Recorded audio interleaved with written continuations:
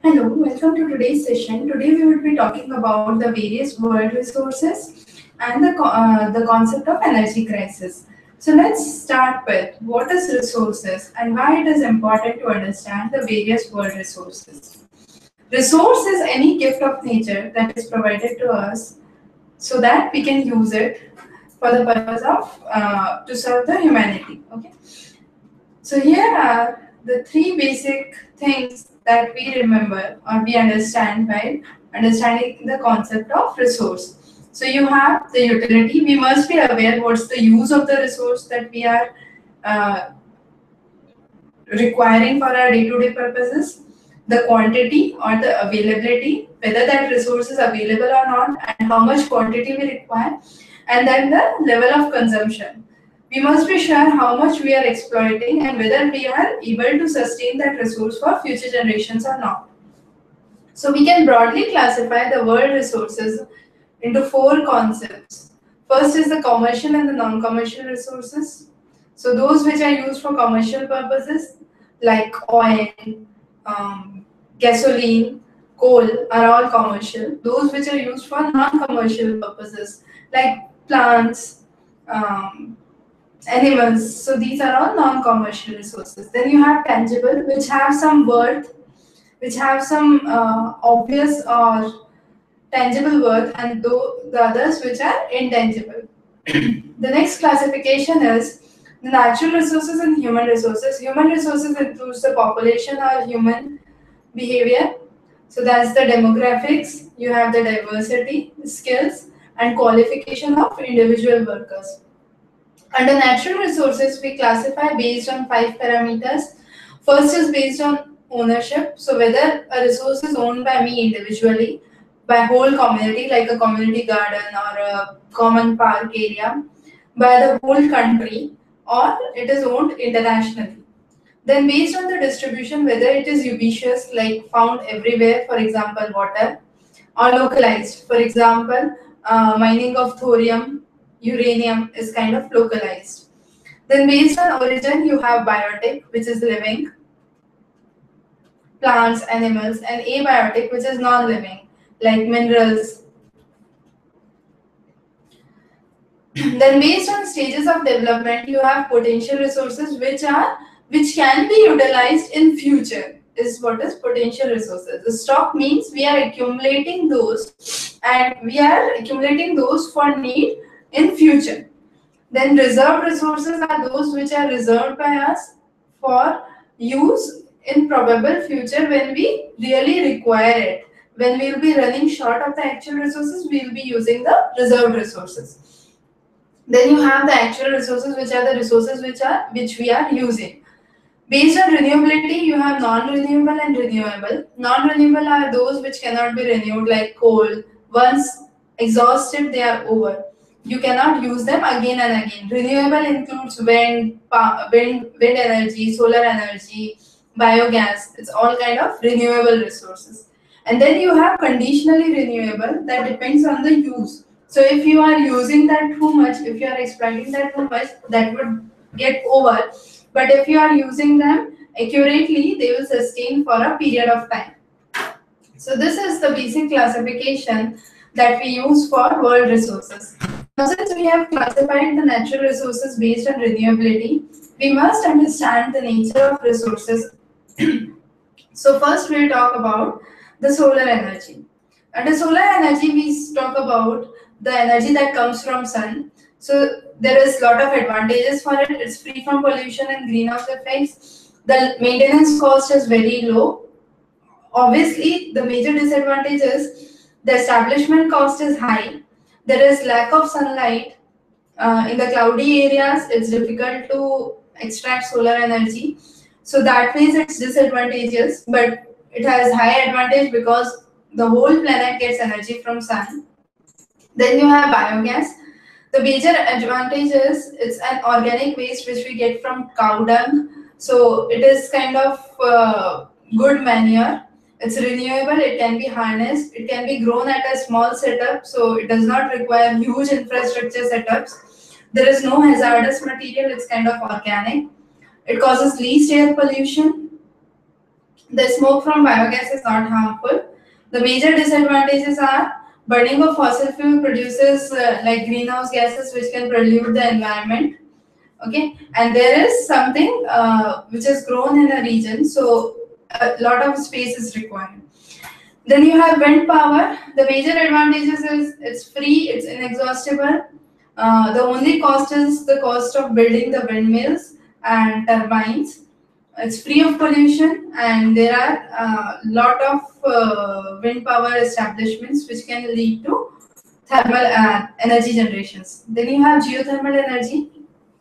Geothermal energy is the energy that we get from the interior of the earth. So it does not produce greenhouse gases, it's kind of inexhaustible. The only disadvantages is again the maintenance and setup cost is high. So for most of the renewable energy, as we can see, the maintenance and the establishment cost is high. Then you have harmful gases that rarely come out in form of sulfur from geothermal vents, which is again harmful. You have wave energy, which is again inexhaustible, free, does not produce greenhouse gases. They are more likely to be predictable because we know you have morning tides and evening tides, so you have the time of tides that is much more predictable. Again, that has an expensive infrastructure, which is a major disadvantage. Tides occur only 2 times a day, so you cannot produce electricity on a continuous basis. It's kind of limited basis. So these are some of the major disadvantages associated with tides. Then you have hydropower or energy from water. It's again inexhaustible. You can generate electricity throughout the year. Dams are built, and along the dams you have the HEP power plants. So it's expensive to build. It can cause floods in the nearby area, which is a major drawback. It interferes the fish cycles. So it changes the tectonic activity of the region. So you have earthquake-prone areas causing more earthquakes in the region. Maintenance cost is much higher because you are maintaining such a huge infrastructure. Now we'll move on. These were the renewable energy resources. Now we'll move on to the disadvantages and advantages of the non-renewable energy resources. The first one we would be discussing is the coal. So under coal, as we can see, you have major advantages is it's found at lot of places. You can transport it easily and it's cheap, but it produces polluting gases like sulfur dioxide, which causes acid rain. It's non-renewable, so it causes pneumoconiosis, that is the lung disease, and it affects the nearby areas also. Then you have oil and natural gas. The major advantages, it is found in a lot of places. You can transport it by pipes, tankers, and ships.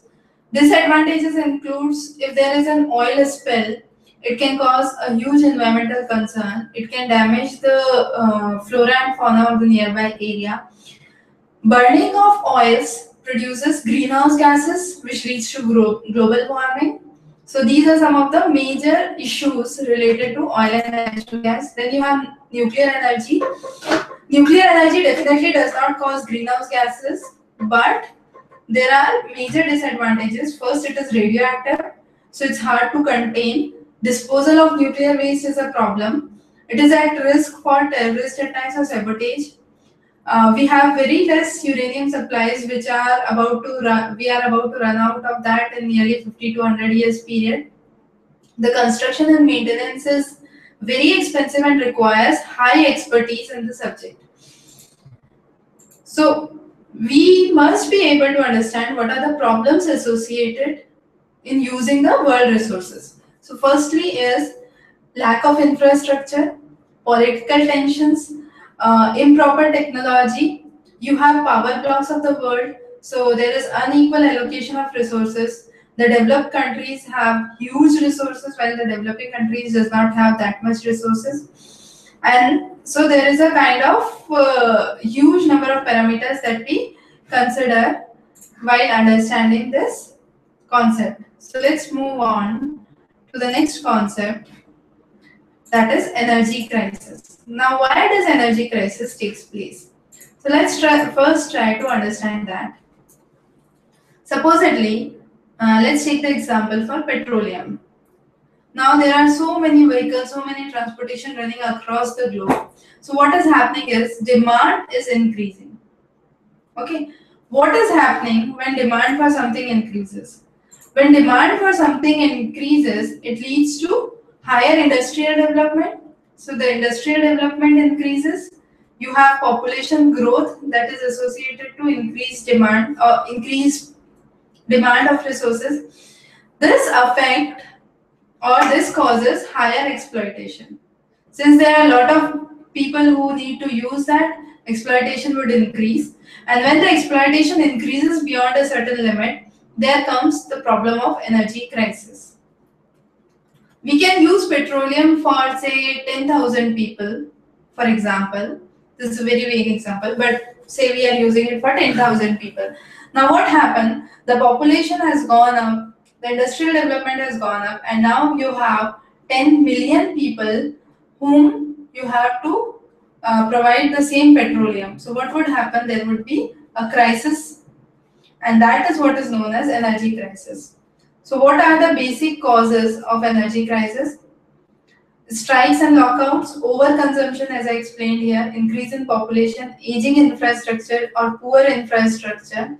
Okay, then you have self-centered economic policies, high exploitation, reckless depletion of natural resources, unequal distribution of resources, cheap transportations, energy shortage, steep OPEC, that is Organization for Petroleum Exporting Countries, they gave a price hike. And due to that price hike, what happened? There was a panic that there is high shortage of energy or petroleum. So these are some of the factors that really causes trouble for an individual as we try to understand the concept of energy crisis. Now there have been a lot of famous energy crises in the world. Let's start from 1970s. You have the OPEC regions, the oil producing regions, which supported Israel. So there was a kind of oil crisis in Middle East. Then you have 1979, you have the Gulf War. That was another famous oil crisis. Then you have 1990, again you had the issues in the Gulf. Then you had 2000, you have the issues in California electricity. So there was a manipulation and downturn of Enron company for electricity generation. 2004, there was energy crisis in Argentina. Okay, then you have energy crisis going on and off in North Korea, Zimbabwe. 2005 and 8, there was huge energy crisis in China. Okay, then coming on further, you have crisis in South Africa, where there was a price rise for platinum, and the gold production suddenly got decreased. Then there is United Nations, United Kingdom is supposed to have huge energy crisis due to reduce in the field of coal and political unwillingness. And finally, in 2011, there was a severe panic regarding the radioactive waste after the Japan tsunami. So there was a damage to one of the radioactive power plants, and that causes a huge concern across the world. So we have a lot of challenges in the energy future. The major concern is we would be running out of coal. We would be running out of all non-renewable forms of energy very soon. Okay. Then there is a high cost barrier for renewable energy. So the cost for renewable energy is very high. We are not that scientifically equipped to harness renewable energy at a low cost. There is not that much investment in research and development. Nuclear safety is a major concern. So these are some of the issues that we are really bothered about when we talk about our energy future, or these are the major challenges that we would be facing for energy future. What would be the possible solutions for these? So the possible solutions is bringing the first we'll talk about the policy directions that we would need. So the foremost policy direction is we must make energy conservation obligatory for all industries. We must make waste heat recovery generation. Okay, there should be an annual target of energy electricity generation. We must be able to plan and monitor energy programs. There should be self-reliance in energy, and we must be able to develop new resources of energy which waste less energy and encourage people to adopt new lifestyles. So these are the basic policy directions that we need. Now, why to go far off? Let's start it with our home. So at home, how can we reduce energy consumption? We can provide insulating roofs that would decrease the consumption of electricity at our home. Use solar heating panels. Use aluminium. Use steel instead of aluminium. So in construction, which would absorb less heat. Then must have centralized heating and cooling systems, efficient electricity, efficient appliances, insulate our walls, and have double walled glasses. So these are some of the techniques that we must use or adopt at our household. Now, doing things at our household won't change the scenario a lot. So what is important here is we must adopt it at a larger scale. And larger scale implies using energy conservation in industrial sector and transportation. So let's understand in industrial sector, what do we need? We must be able to collect and reuse the waste energy. We should use efficient equipments, recycle as much as possible, improve the efficiency of motors, provide efficient lighting system, reduce energy consumption.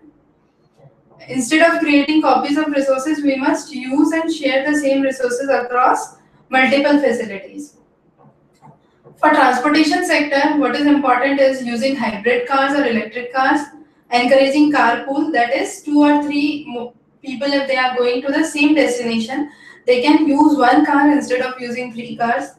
Building small cars, increasing the eco standards. So you have Euro 1, Euro 2, and then you have doubling the car life, so increasing the average. More use of bicycles and vehicles which do not use petroleum, using mass transit system as done in Singapore. So you must promote more of public vehicles rather than personal vehicles, using alternate means of transportation which is cheap and ineffective. So these are some of the methods with which we can control the problem of energy. So in this session, we talked about what are resources, what are the various types of resources, the classification of resources, and the energy concept. So in next session, we would be talking about the economic growth models. So stay tuned for the further classes. Have a good day ahead.